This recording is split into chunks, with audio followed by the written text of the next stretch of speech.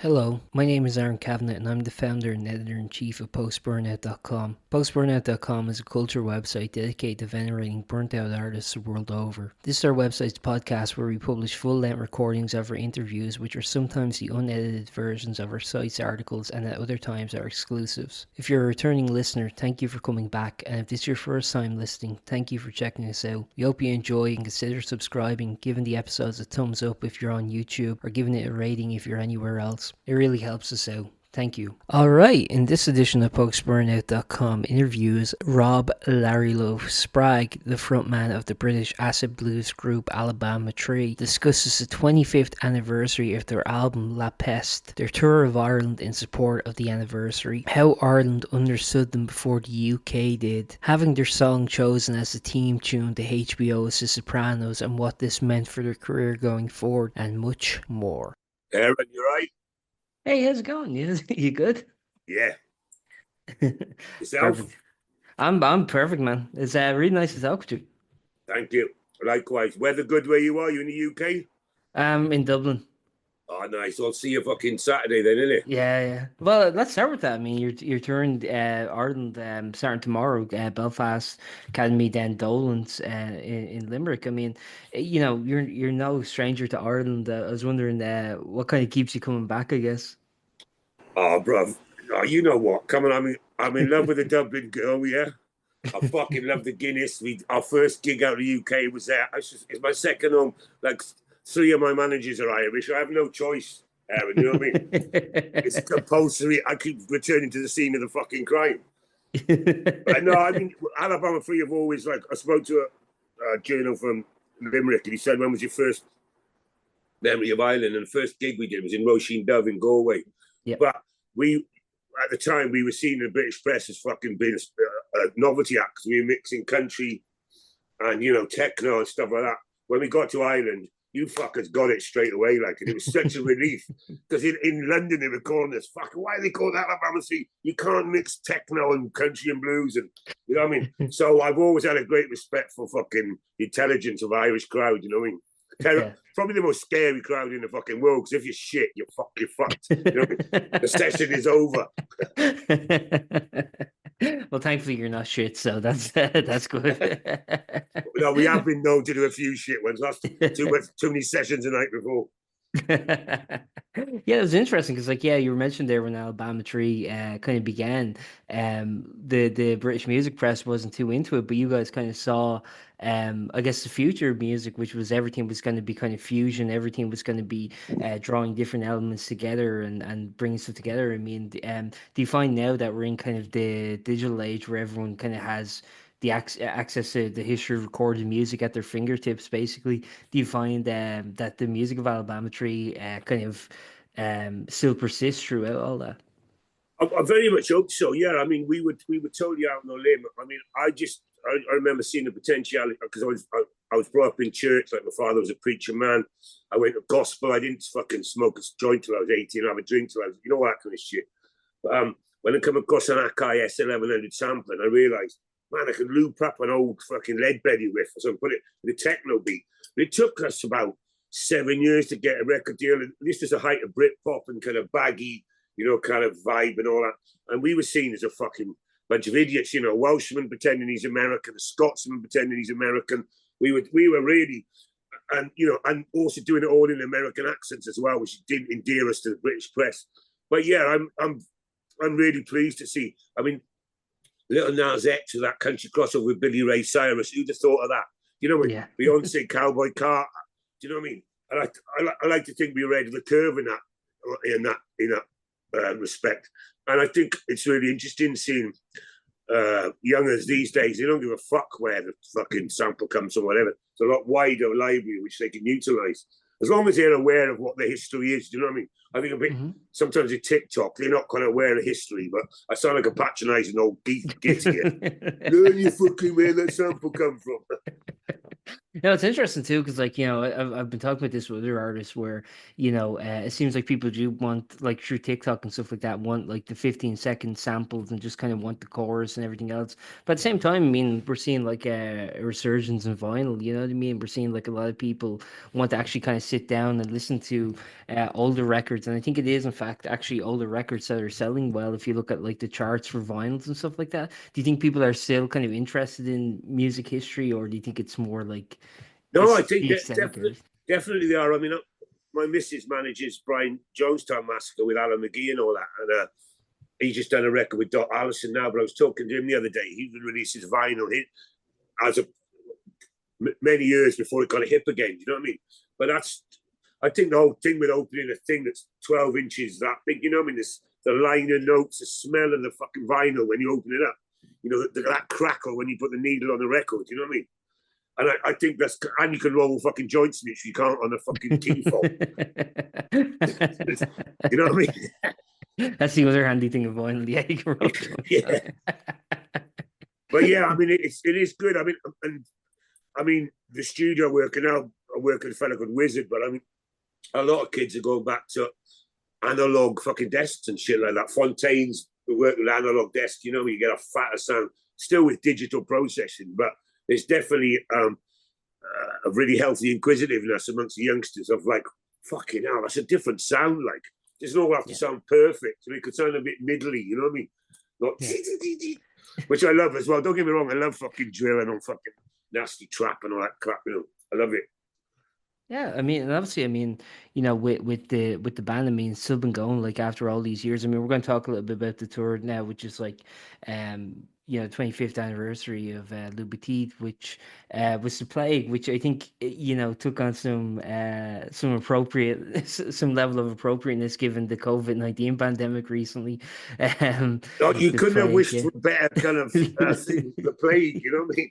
It's like, yeah, I mean, it's been quite funny how, because we don't sort of play Exile and then La Peste like one after the other week. I mix the two up, like, and it's like I said to someone else, it's like having a fucking, one kid's gone off to university, the other one's gone off to prison, but they've come back Yeah. together for a family reunion. And they're getting on well, you know what I mean? And I've also got, I mean, it's a shame, but I think so far, like 4 people in Alabama 3 have died, you know what I mean, over the years. So, Yeah. and God bless them, and long may they, drink with Jimi Hendrix and all that. But, to have a new band playing the kind of stuff, we've still got all the electronica in there, but it's giving it a new vitality, which, and maybe I'm biased, but we don't sound dated, you know what I mean?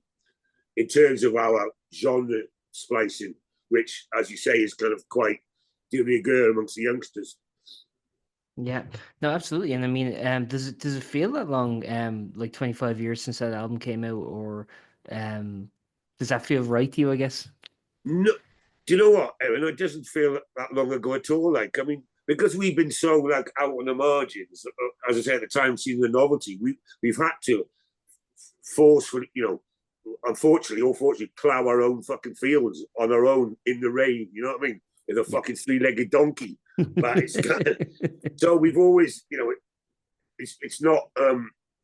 I don't think we're particularly in that. Oh, let's do it to the greatest hits. We kind of all get the old sing along grannies. You know what I mean? We've got a lot of youngsters are coming to the gigs and all that. We're kind of still finding us fresh, which I think is testament to us fucking probably not selling many records, not being very famous, but fucking being true to our fucking roots, which at the time was seen as a bit stupid, you know. Yeah, but in general, I mean, do you think like the appeal of Alabama Tree comes more so from the live shows than it does from listening to the record? So it's probably best just to come out if you can. Yeah, exactly. Yeah, totally, totally. No, we've always, I mean, for us, I mean, no one sells fucking, you don't sell records anymore, but apart from vinyl, really. But yeah, I mean, live is where we have an acoustic version. We've got a kind of main band version. We've got a sound system version of it. It's all the same songs with different fucking styles. Which I'm very proud of. We've achieved.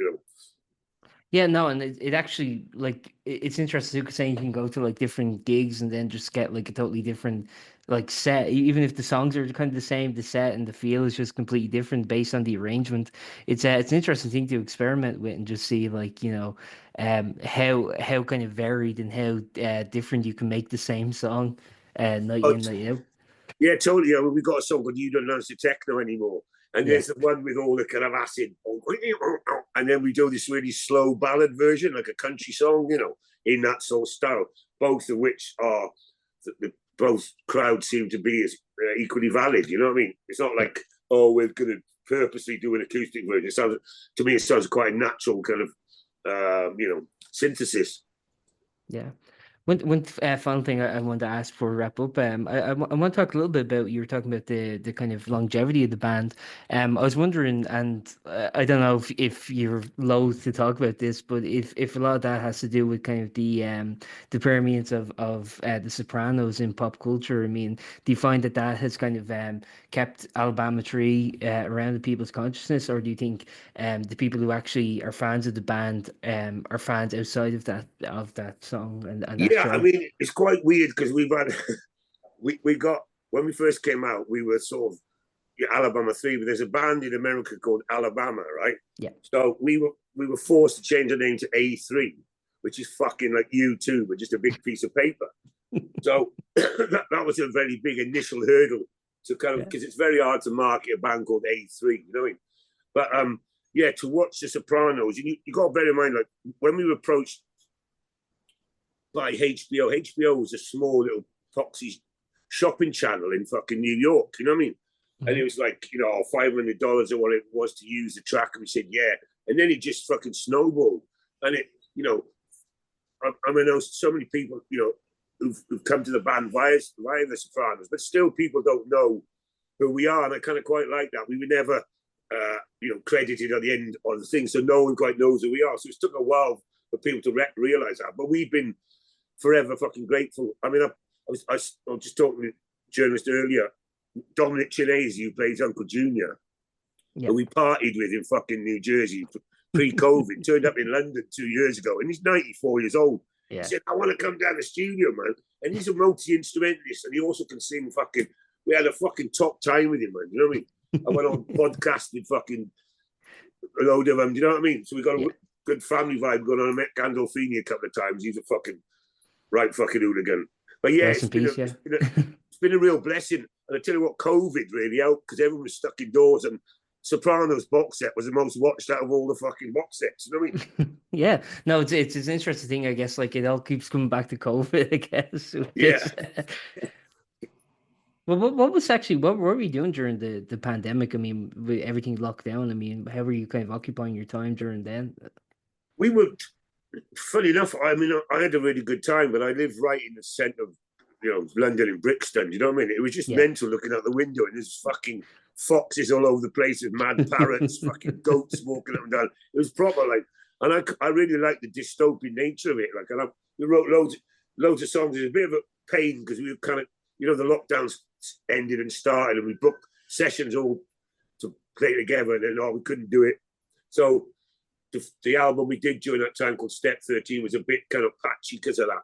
But I did enjoy the kind of tranquility. I was certainly a bit disappointed post COVID how crap the fucking world's gone. You'd have thought after COVID the world might have cheered up a bit. It just descended into even more fucking pile of fucking shite. But Yeah. so but I think a lot of people were hurt and died, and I appreciate, and that's really sad. But I think it did take a lot of artists did have the opportunity to step back and kind of take it easy a bit more and reflect a bit more on their art. And I Yeah. certainly enjoyed that kind of isolation, even though I was in the middle of the city. It was just great, and I live in a high-rise fucking tower block, and you just see Yeah. waving your neighbours in the tower block opposite, and that's about it. It was weird. I like that, yeah, communal aspect in a very restricted way. Yeah, no, it's interesting too. I mean, like, as you mentioned, kind of the world has gotten worse now. I think, yeah, I think everyone's kind of feeling that. I don't think there's much optimism or positivity, I guess, nowadays. Trying to do entertaining live events is that difficult, I guess, with everyone kind of mopey. Yeah, well, I mean, Well, that was the first thing to be shut down was gigs, wasn't it? And music, Yeah. that's the voice, So kind of, but yeah, I mean, our job is ultimately is to get people back in the room and dancing and talking to each other. You know what I mean? And fucking having a pint eye to eye. You know what I mean? Yeah, Yeah. and find a collectivity again. And I think it's I know it's a cliche, but live music and supporting smaller venues and all that shit is really imperative. The pricing system now with big gigs, they're fucking ridiculous. Some of the Yeah. prices, and then there's no support for all that money that cunt's making on Spotify. You could put some of that into fucking supporting grassroots venues. You know what I mean? No, 10 million, absolutely. 10 million profit he made last year. Do you know what I mean? But he gave away 100 million, but it was fuck all. Do you know what I mean? Yeah. No, I think I think people are starting to like turn a bit on that, and I hope it's weird because over here there was recently there was like the Oasis gigs that were announced, I remember, Yeah, and a bunch of people were getting like scalped, and suddenly the government stepped in over here when it was like Oasis and when it was kind of affecting, for lack of a better term, their kind of the people they represent, let's say.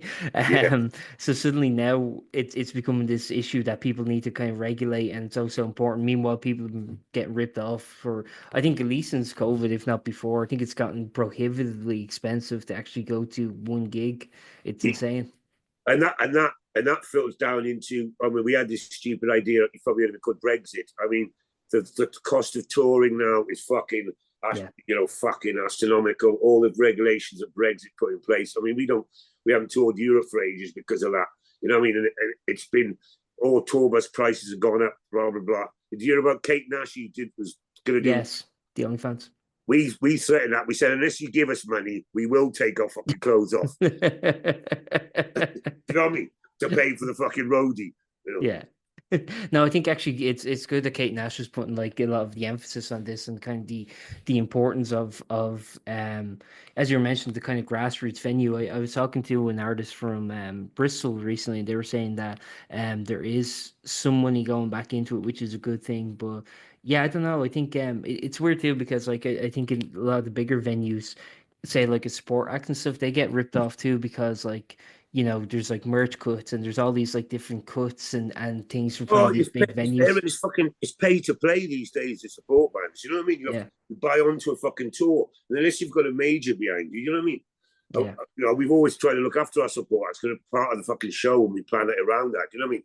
But there's a lot of ways the industry's working, which is prohibitive, and but it'll end up with a fucking backlash, and that's happening now. And kids will come through music, will like fucking grass through concrete make its way, But it's just at the yeah. moment the industry is just fucking, enjoying itself too much and not looking after the fucking people who make it. Absolutely. I do wonder too, also, as you're talking about like ticketing prices getting like just booming, if it will just become in the future just like a bunch of bougie kind of rich kids who get to get live music. I hope not. Well, yeah, totally. I mean, if you look at the fucking charts in the UK, I mean, a lot of it's public school boys. Yeah. He went to posh schools. If you're working class, I mean, you're basically, you've got a fucking phone with a fucking drum machine on it and all that. But you don't have access to big studios like fucking Coldplay. You know what I mean? Hmm. Yeah, no, it's mad, but I guess I'll just wrap by asking. I mean, like, having been in like the music industry for as long as you have, I mean, you've seen things like, for example, the rise of Napster and how that kind of completely, derailed everything you saw, like iTunes and YouTube and Yeah. Spotify and all these things. I mean, do you have much faith in the music industry, or do you think it's all just bollocks? It's like any other form of capitalism. Do you know what I mean? It's a Yeah, fucking load of bollocks.